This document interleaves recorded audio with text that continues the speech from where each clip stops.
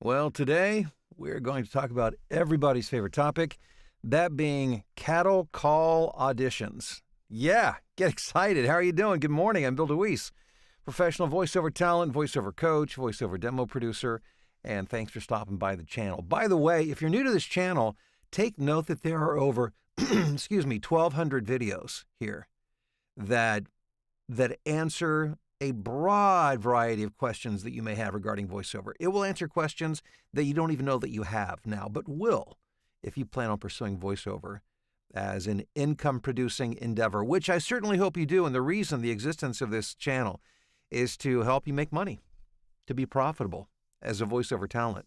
And there's never been a better time to do it than there is right now. But every weekday morning we get together at this time for a live get together to talk voiceover. I'd like to share a tip, a strategy, something to help you along the way to make your voiceover day a little bit better. And today I want to talk about cattle call auditions.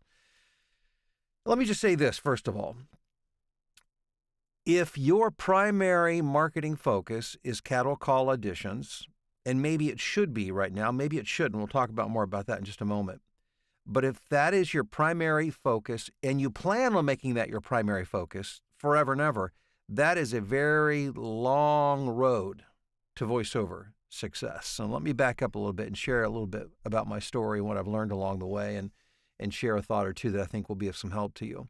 A cattle call audition is an open audition, essentially, where anybody who wants to audition can audition.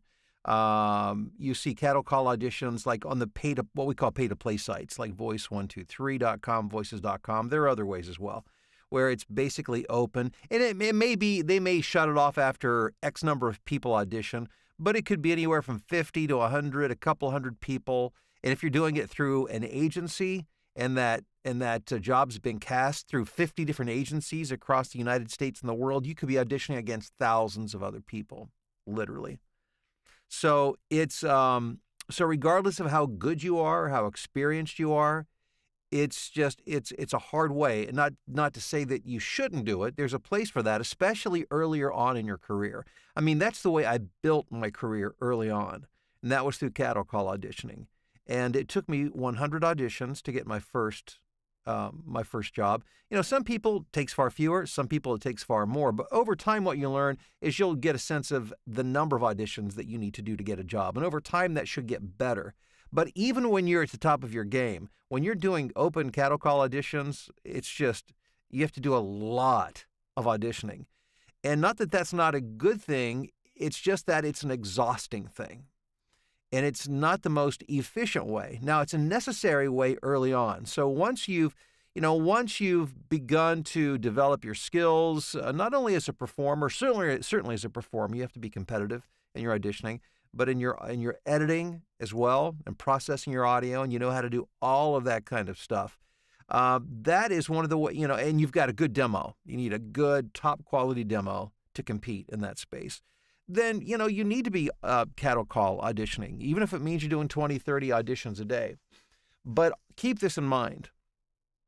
I liken cattle call auditioning to going out and having to hunt for every meal that you eat. Imagine that to support and to sustain yourself and your family members, that you had to go out and you had to hunt and catch every meal that you ate. Breakfast, lunch, dinner, and if you wanted a midnight snack, you'd have to go out and grab that as well. Imagine that is the life that you live. Now, if you're living by cattle call auditions, that's the way you're living your voiceover life. And you may be doing pretty well at it, but the question is how long can you sustain that? Number one. Number two, is it the most efficient way? Is it the most efficient way to build your business? Forgive my dogs. They're barking because we've had a work crew here working for the last several weeks, and I'm sure they're at the front door waiting to come in to do their work for today. A lot of updates going on here at DeWeese Manor. More on that at another time. So cattle call auditions, good. Okay, to recap, you need to be doing them especially earlier on, but always with your eye to the future. And what I mean by that is this. Ultimately, what you want to be doing is cultivating repeat clients. Now, sometimes that will happen through your cattle call auditioning, But the nature of cattle call auditioning is transactional.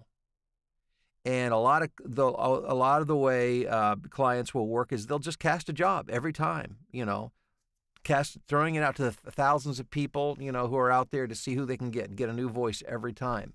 And if you have to audition for every single job you get like that, wow, that it makes it nearly impossible to build a six-figure, let alone a multiple six-figure voiceover business. So, cattle call audition, get really good at it, and you'll need to be doing a lot of it. But as time goes by, you need to be thinking about this: direct marketing.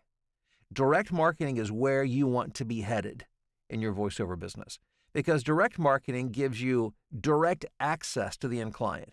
It allows you to create and cultivate a relationship where that client can learn to know you, trust you, and depend on you for ongoing work.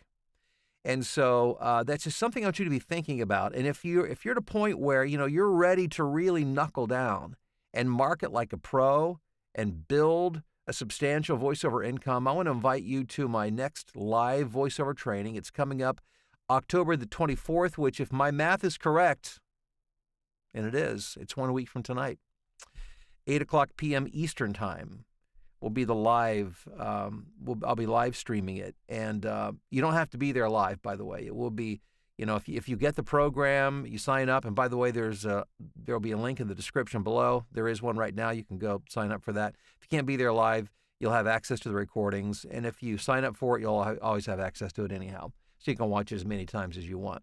But I want to get you in the mindset of thinking like a marketing pro.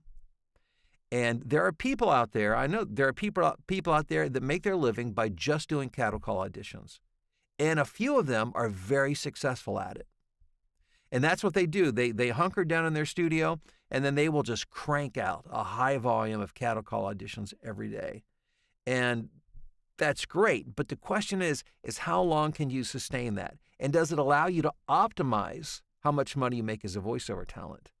And if you're not integrating direct marketing where you have a better opportunity to cultivate relationships and repeat work from customers, I would say no, you are not maximizing. You're making your work harder than it has to be, and you're also you're just making it. It takes longer to cultivate and create that income, and it will burn you out eventually. It's just hard to maintain over a period of years or decades. I mean, there comes a point in time, where you want to have a substantial business that if you stop auditioning tomorrow, doesn't disappear within a few weeks.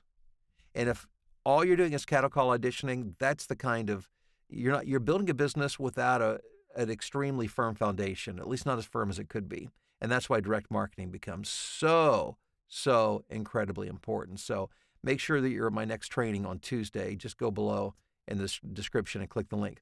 All right, so this is the point in the program for those of you who are new, where I do some shout outs and acknowledgments. So those of you who are on this live stream, I appreciate so much you being here. And by the way, if you haven't subscribed, it would be doing me a huge favor if you would subscribe.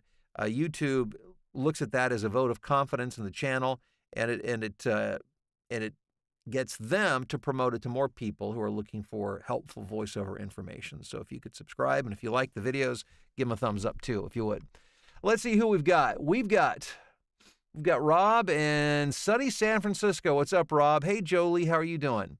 Doug in Greensboro, North Carolina. Wayne in the Olympic Mountains. Scotty, how are you doing in Brookings, South Dakota? Monica, hello. Rob, good morning. Ty in Warsaw, Indiana. Hello there. Riley in Paris, Texas. Phil in Tokyo. Ralph in Cedar Falls, Iowa. From Tokyo to Cedar Falls, Iowa. Derek in Kennewick. We've got Tracy in Rochester, Minnesota. Aaron in Columbia, Missouri. Mike in Spanish Fort, Alabama.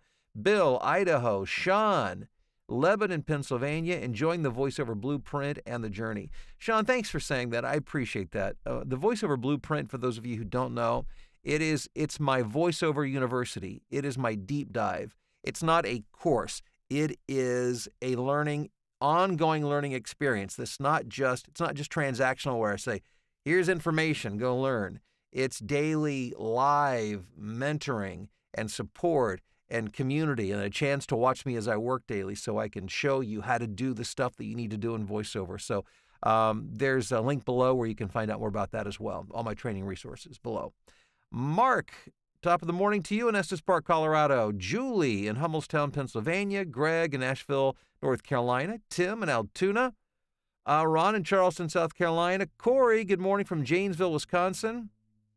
A great morning for a hot cup of joe. It is, and you'll never guess what kind of coffee I have this morning.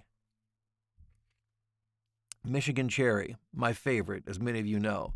And the reason that's a big deal is because our kitchen has been torn apart for the past, 3 or 4 weeks.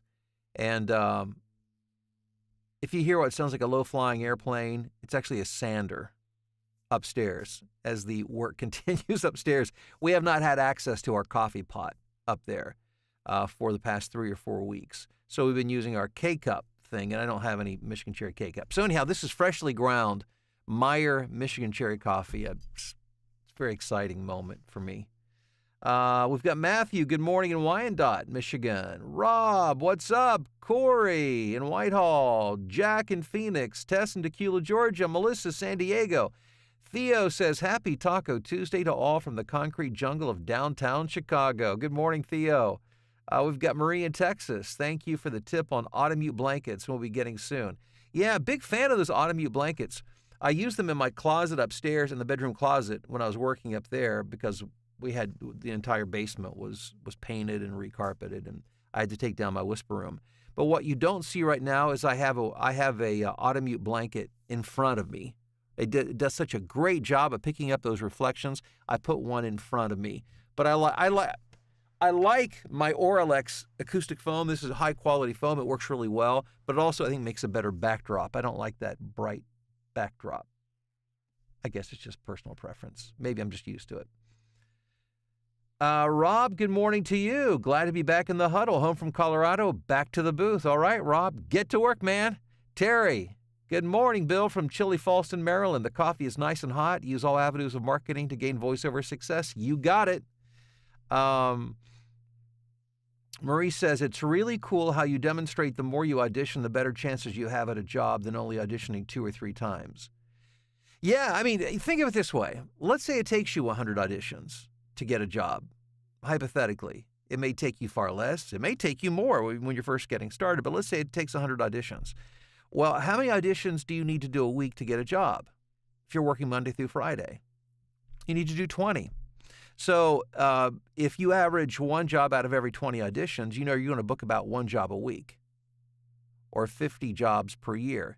Now, a few of those are going to be repeat clients. Even if they're cattle call auditions, a few will come back to you. But again, the nature of cattle call work is transactional, so not as many will come back to you as if you were to direct market.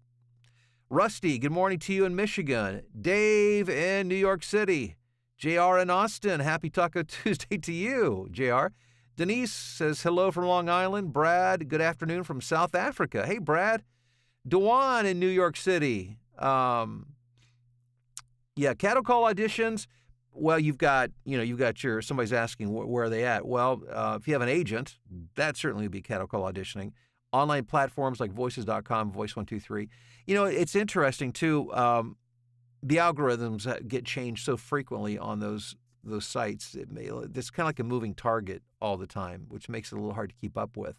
But the private auditions are the things to get excited about on these pay-to-play sites, because what that means usually is that a client has found you and they really like the demos they hear, and they're inviting you to a smaller group of people to audition. But what's happening with Voices.com, and this started happening a while back, is that their account managers keep these huge, it's like an internal roster, and they'll do a private audition, but it's a private audition to 100 or 200 really good talent. So not only is it a bunch of people, which makes it a cattle call, but number 2, they've all been vetted by them. So it's not even like you're competing against people who are less experienced than you. These people are all very competitive. I don't even respond to those anymore because that's just a cattle call audition by another name, but that's a topic for another day.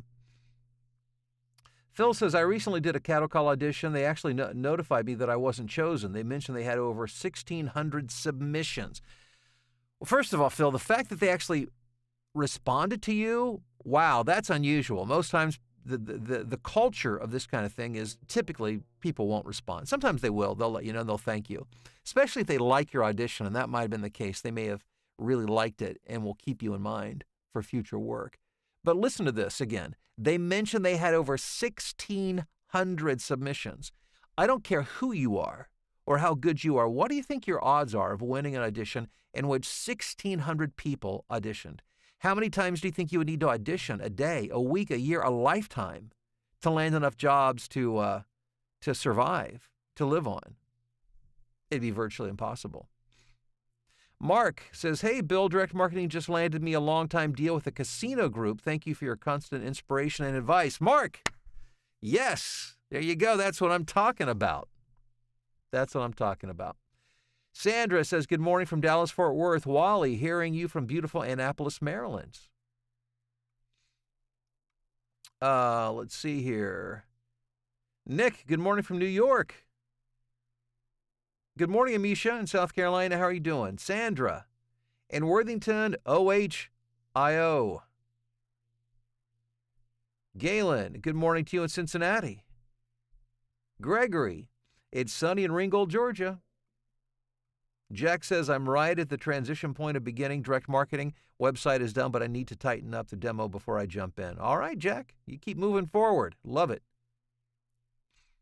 Okay, guys, thanks for being here. I always appreciate your time for joining me for the morning huddle.